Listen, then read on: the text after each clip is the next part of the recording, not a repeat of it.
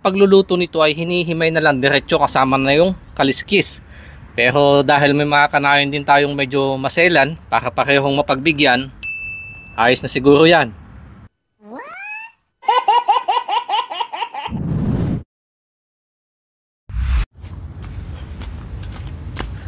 Sampalok. Yan. Para dito sa aking lulutuing dalag. Native. Mga kanayon, na kung tawagin daw sa Ilocos ay tininub, sabi ni Ma'am Marieta Kalakanan. So shout out po ma'am. Ito lulutuin ko na yung request nyo, or lagpang naman daw sabi sa Katagalugan, sabi ni Sir Jab. Isang napakasarap na klase ng pagkain bukid na kung yung natikman noon at single ka pa hanggang ngayon, aba, mag-asawa ka na. Ito na yung aking iniihaw na dalag. Yan o, ang ganda ng pagkakaihaw. Yan talaga, basta slow cooking. At habang iniin ko yan, mag-iihaw lang po ako ng sili para mayroong pandagdag bango.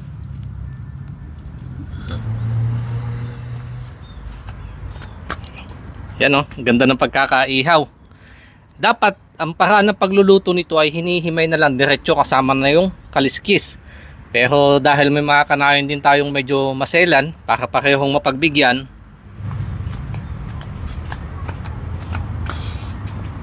para walang masabi, yan, ayos na siguro yan.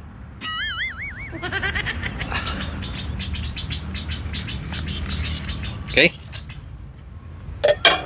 Yun o.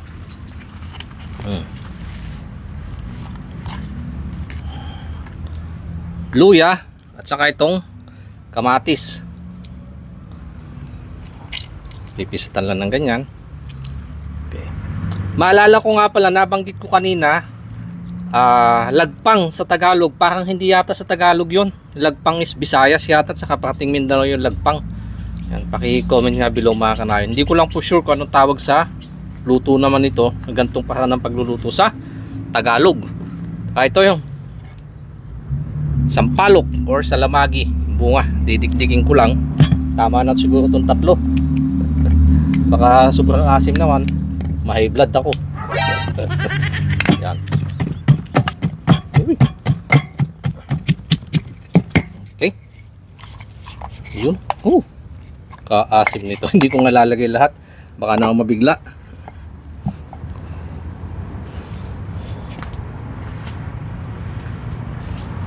Kaya itong inihaw kong sili, pandagdag bango. Yan. Bibiyakin ko na para umapit yung amoy dun sa sabaw niya. At saka kaunting pampalat na patis, kaunti na lilalagay ko kasi may asin na yung balat ng dalag. Yan. Tatansyahin ko na lang ulit mamaya. Saka yung sabaw niyang maligamgam na tubig. Yo, puno yun na biyag ka.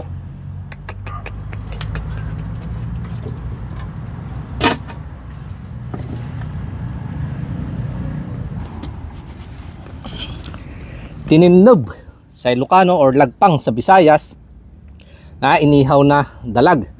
Maraming salamat po Ama, at sa patuloy namin mga napakadami namin pagkukulang ay patuloy nyo po kaming ginagabayan at hindi pinapabayaan. Nais po namin balikan pa salamat sa patuloy na biyayang pinagkakalob sa amin. Basbasan ito at magbigay ng lakas sa aming pangatawan. In Jesus name, Amen. Umayon, magantay na po. Wow, hay. Baka hindi pa naghalo-halo yung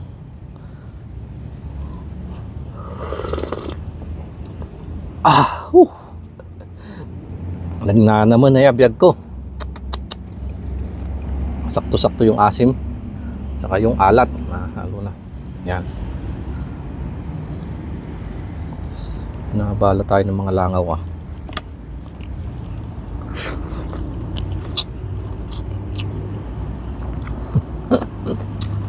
Tinitilig yung aking panga. Asim.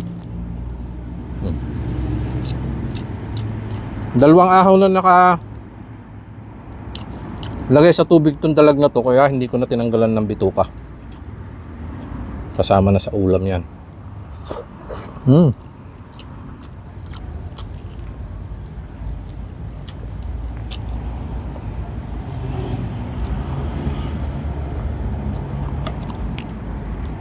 Usok-usok pa.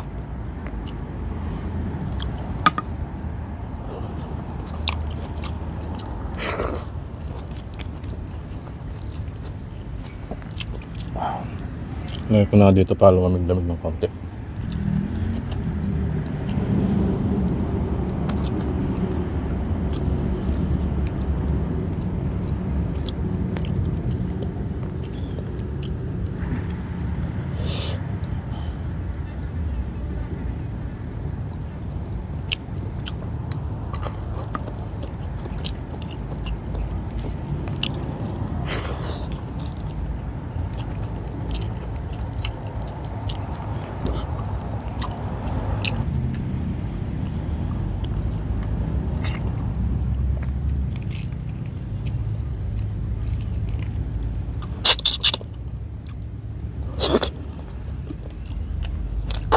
Uy, naglag.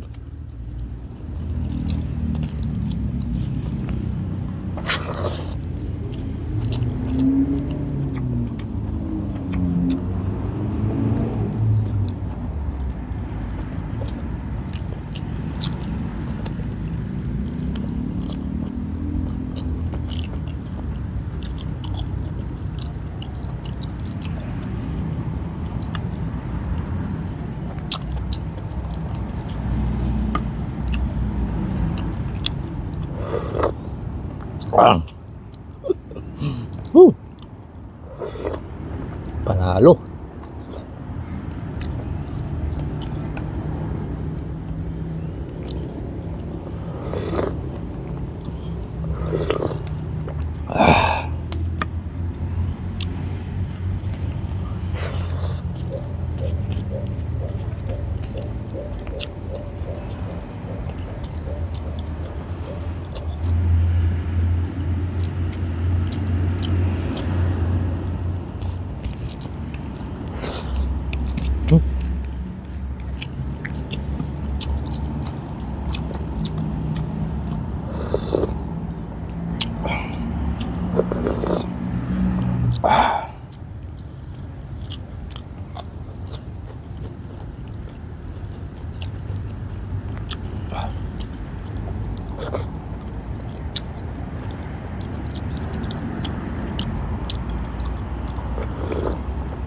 Grabe, sa pigupin yung sabaw. Iba talaga pag ginamit na sa hiwa yung sampalok.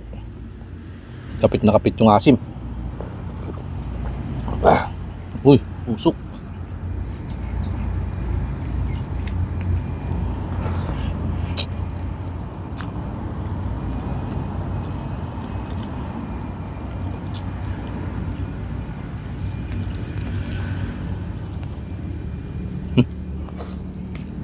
Usok.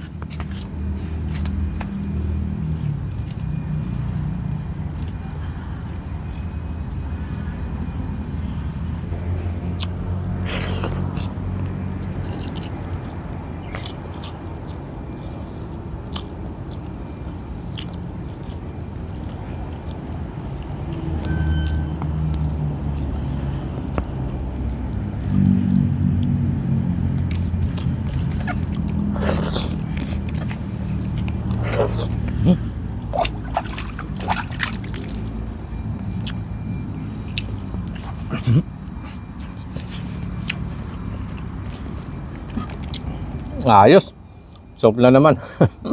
Medyo nangilo yung ngipin ko dun Napasubahan yata sa asim.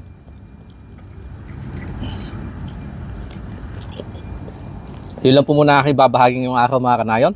Cheers po sa atin lahat and God bless.